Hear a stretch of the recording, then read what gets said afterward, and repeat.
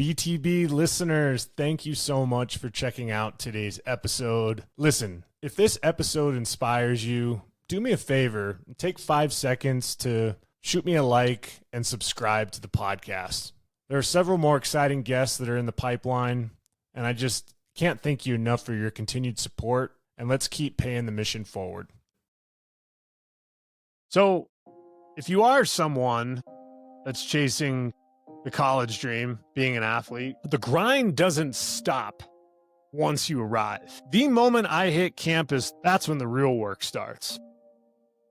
That's when everything that you've done to punish and sacrifice yourself to accomplish the goal, the real work starts day one. It's not time to pump the brakes. You haven't arrived. It's just the beginning. And approach it with that mindset. Success is less about talent and more about resilience. What are you built to be? What are you built to become? The time is now. The time is right now.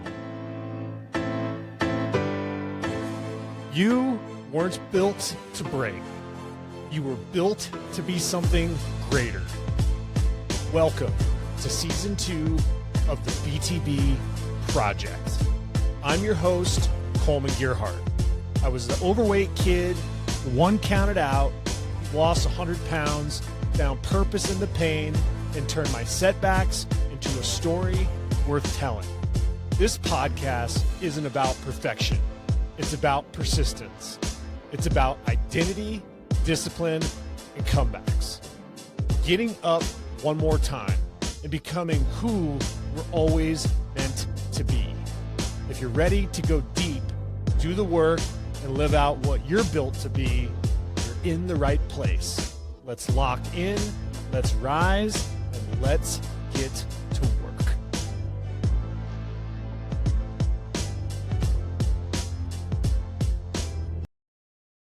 Welcome back to the BTB Project. I'm your host, Kollman Gearhart, and we're tackling a new series today, a mini series that I think is important from several different perspectives that I've been able to obtain through my life that I want to pass on to you as the listener. And this mini series is titled The College Athletic Journey. There are going to be 4 parts to this series, 1 being athlete, 2 being coach, 3 being parent, 4 being the big picture. I have been very fortunate to be able to experience all 4 facets of the college athlete journey. And for me, becoming a college athlete wasn't just about being able to play tennis. This was about chasing a dream that I worked years for to reach. I want to tackle the dream versus reality for my story. My story is very unique when it comes to becoming a college athlete because I wasn't heavily recruited. Started my journey playing junior varsity doubles my freshman year of high school, to then fast forwarding my sophomore, junior, and senior year of high school playing number 1 singles for my high school. And for the better part of my high school career, I was doing all of this over 300 pounds. I dealt with just a lot of poor eating habits, a lot of poor lifestyle choices, did not grow up in the greatest of households when it came to locking in on my nutrition and things like that. So when you think of a stereotypical college athlete, let alone a Division I athlete, my story does not fit that mold. But the dream that I had growing up was to experience this opportunity of being a collegiate athlete, in a lot of cases, becoming the coach and the mentor of who I am today. I often say on the BTB project, I wanted to be like a coach I never had, and I'm trying to pay forward what I've done as a coach to help other people. But it's all reflective based off of what I didn't have on my own college athletic journey. Now, let me preface, I don't know if my story plays out the way that it did if I did what I did 20 years ago in today's athletic culture, meaning the demands of being a Division I athlete, a college athlete. There's a lot of new rules and regulations out there where for a sport like tennis, there's less roster spots. There's, in some cases, more scholarship opportunities, but there's a lot of guys that are on the tour right now that are doing the college path rather than playing on the tour because they get to train at some of the nicest facilities in the United States. They get to have some pretty good coaches within their college program. They get to be paid with NIL dollars. They get their free room and board, get an education. There's a lot of perks for the best tennis players in the world to come play college tennis. So for a guy like me that walked on and took scholarships, I just want to preface by saying I don't know if that happens today. And later on in the series, when I talk about coaching other athletes or being a parent of my son who is now a college athlete, I'll drill down into more of just kind of the competitive landscape on where things stand to hopefully help you if you're pursuing college tennis or a parent navigating their child pursuing college sports. There's a lot to look at, and I want to help you navigate those types of landscapes. So, what did the dream look like growing up for me? I wanted that scholarship. I wanted the competition. I wanted the glory, all of the things that you think of when you think of high level college athletics. But the reality of that situation for me to obtain what I did was doing all of the things, in all honesty, a lot of people didn't want to do. I remember vividly the early morning workouts. I had to lose 100 pounds before I went to college because I knew that I had to transform my body to coincide with my goal. There was no coaches in the country that were going to take me serious if I'm showing up to their program at 5'11", 325 pounds saying, here I am, I'm going to play college tennis for you. It doesn't work like that. So the sacrifice that I made of training at a tennis academy, eating 1,300 calories a day, taking a gap year between my senior year and enrolling in college so that I could lose the weight, become more mature, work on my mindset, work on my body to go after this goal. The early morning workouts that I did at the academy were brutal, absolutely brutal. And this was in the middle of Arizona. Most of the time during the summer, fall months, where you're averaging 100 degrees a day. A tennis court is typically 20 to 25 degrees hotter than it is outside because tennis courts and asphalt retain heat and radiate heat through the court into your body to make it even hotter. So being able to do the work was something that was a reality that I want people to truly understand, because when they ask me how I did it, how I became the athlete that I was, do I have any regrets or look back and be like, man, would I ever do that again? No, would absolutely do it again because that discomfort that I experienced was something that was necessary for me to become the man that I've become today. I want that to sit with you here for a little bit, being able to understand that it's in our discomfort where growth truly takes place. When I talk more about the coaching side of this series, I've worked with a lot of athletes who want the dream but don't understand the work that it entails. And since the margins and the opportunities are even slimmer than they are today than when I made my transformation, you got to be locked in. You got to be able to manage your academics with sports. I graduated high school with a 2.7 GPA, not too bad, but I had a 14 on my ACT. So I actually had to retake my ACT before going to college to get my ACT high enough to fall into what they call this athletic window so that my GPA and my transcript grades and the test all coincide for me to be eligible to play tennis under the NCAA.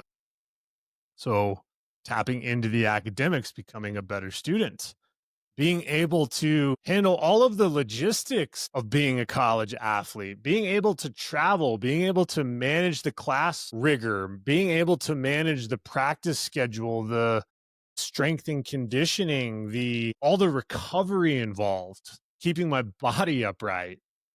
I had a slew of injuries, physical disadvantages that I was trying to manage throughout my college career. And I had to spend a lot of time doing that. A lot of time actively stretching, a lot of time getting my ankles taped because I'd roll my ankles literally every other week. On the nutrition side, I came into college pretty depleted because all I was doing was losing weight, losing weight, losing weight. And then all of a sudden, I had to endure the rigor of the practices, the matches, the physicality of college tennis. So then I had to learn to get my body strong. So incorporating weightlifting, incorporating more calories so that my body can endure the sport and the academics, the travel, the pressure, the consistent evaluation. Every year that I was playing college tennis, I was constantly being evaluated. You have to learn to be okay with that. I believe that everybody that's tuning in, whether you're an athlete or a parent of an athlete, like we all want the scholarship.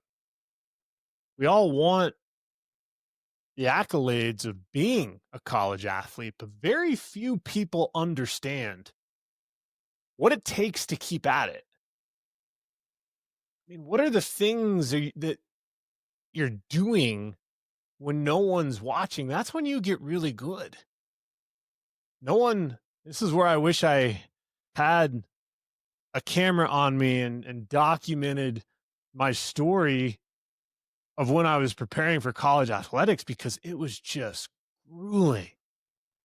The time on the court, sweating so much that I'd have to change my shoes 2 to 3 times a day because it'd sweat through my shirt, through my shorts, drip into my shoes, into my socks. My shoes turned into sponges. It was absolutely miserable. So shifting from that, really kind of the differentiators of elite athletes.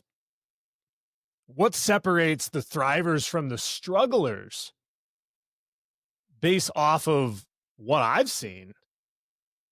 The things that come to mind are mental toughness, being able to bounce back after losses. Most times in tennis, you're losing more than you win, so you have to be able to endure that. The discipline side of things, huge differentiator.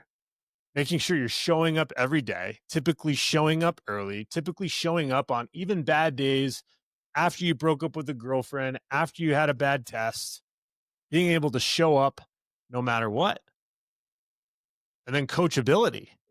Are you able to take feedback without the ego? When you get to that level of college sports, everybody's good for the most part. But are you too good to still be coached? Because for you to get to the level that you want to get to, you have to be able to be a team player. You have to be able to say, yes, coach. You have to be able to get out of your own way, per se, because your way got you so far, but your coachability will get you to the mountaintop. And then what's your identity beyond sports? This one's big for me because knowing who I was outside of my role as a tennis player was very important identity catalyst for me to understand in order for me to tap into coaching to give back to other people. There's a lot of people that I've seen that become so consumed in what they're doing as an athlete that they literally have nothing else. That if that athleticism got taken away, if that opportunity got taken away, that they would almost be paralyzed mentally, physically, wouldn't know what to do. And you have to be able to, as an elite athlete, make sure that there are avenues outside of what you do for the rest of your life.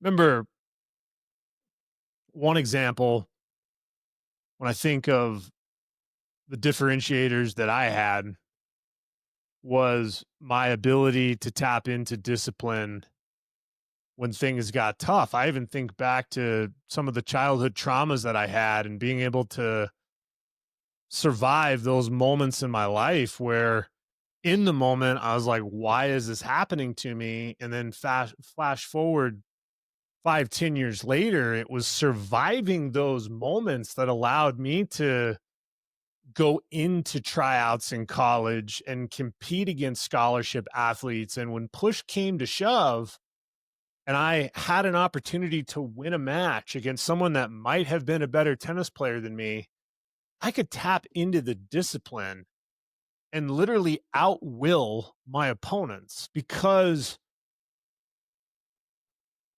of my ability to withstand the difficult times. I don't wish difficult times upon anyone, but it's the foundational building blocks for us to become who we're built to be.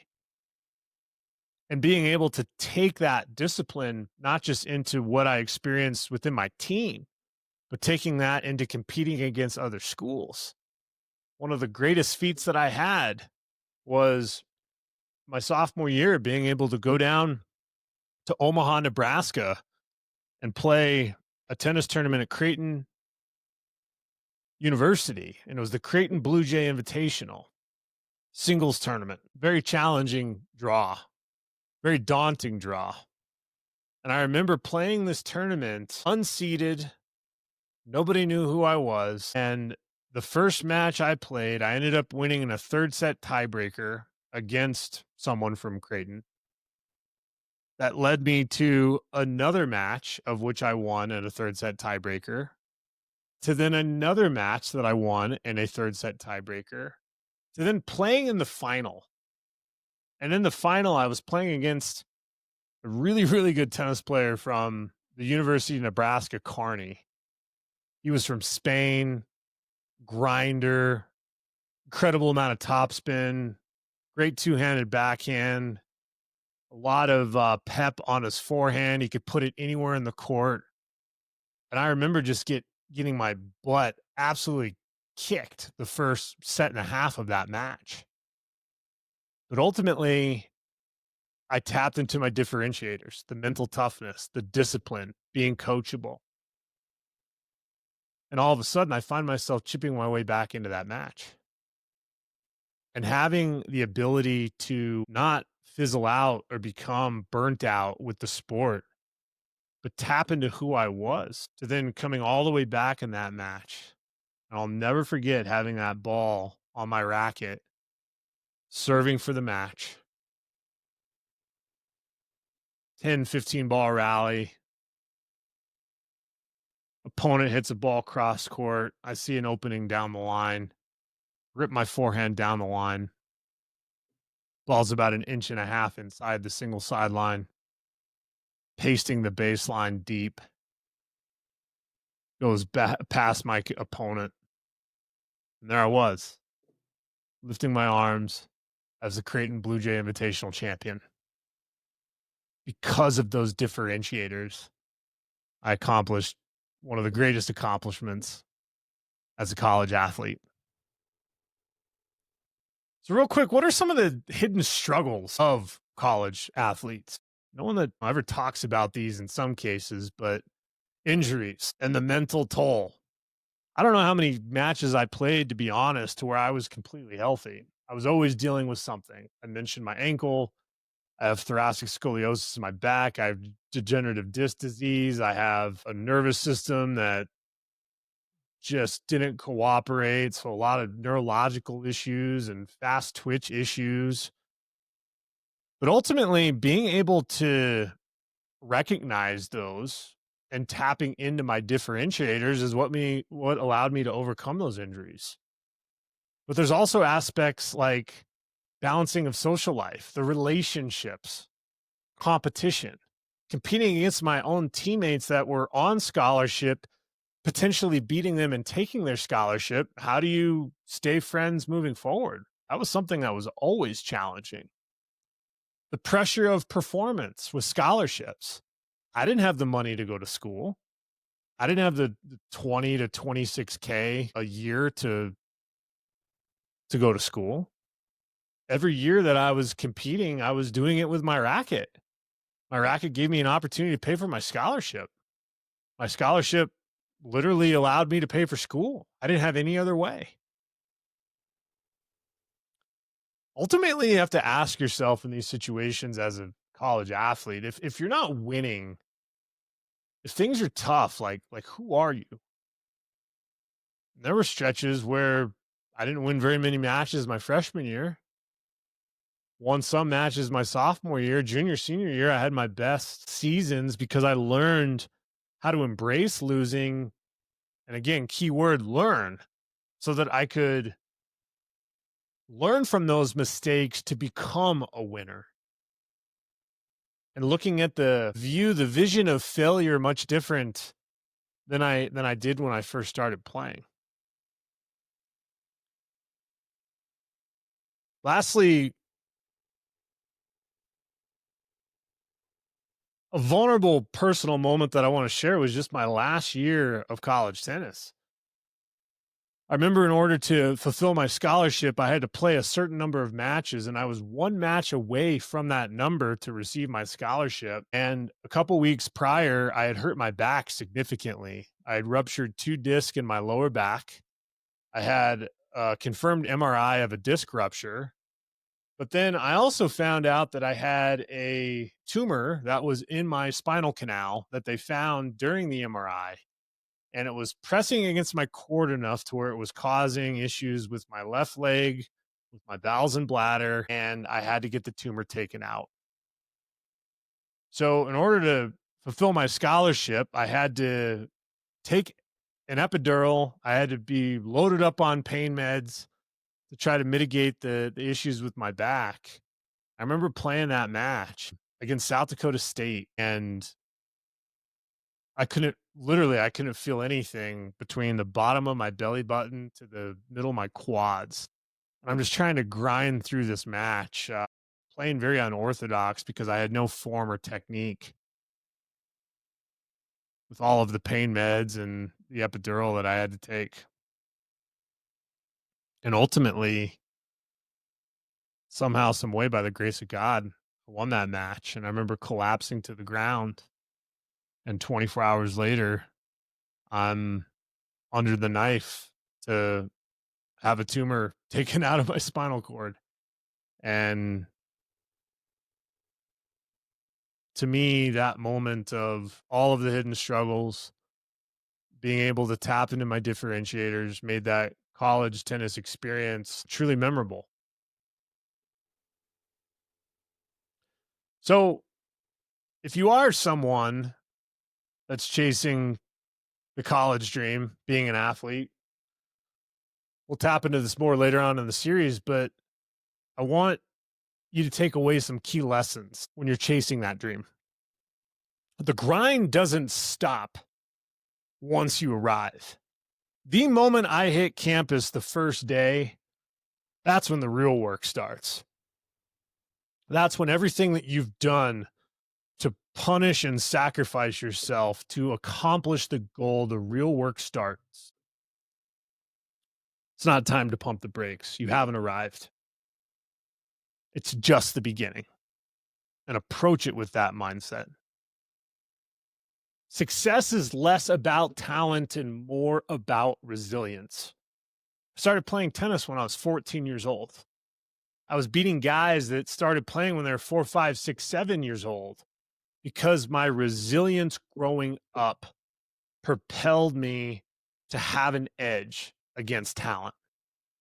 So don't be afraid to tap into your resilience. Don't be afraid to remember who you are and who you've become in that moment, because it's not about just talent. It's about who can endure the hardest of hard and still stay standing. And lastly, make sure you have an identity beyond the game you're competing in. College athletics will end. It can either be a catapult for what God has planned for you for the rest of your life, or it could absolutely dismount you, or in some cases, end your life if your identity is completely consumed in it and it just ends in an instant. Find what your identity is, big picture. Have college athletics be part of that journey, not just the journey. Listen, in the next episode of part 2, I'm going to flip the perspective. And I'm going to talk more about what it's like to be a coach of athletes chasing their dream, and how to spot who's truly built for the next level and who's not cut out for it. After over 20 years of being a coach and seeing a lot of folks go on to play at the college level, some playing the professional level, I've been able to see a lot. And I hope that that perspective is something that will help your perspective.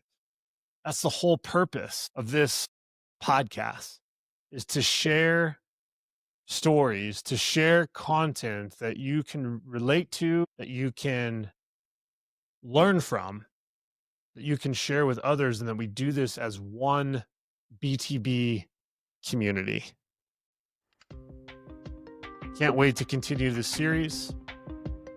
And if this particular episode of part 1, my college journey, if it impacted you, do me a favor and like and subscribe to the BTB Project. Better yet, send this to a family member, friend, colleague, teammate, coach. Let them know what perspective you have as a college athlete. Proud of each and every one of you. And until next time, take care.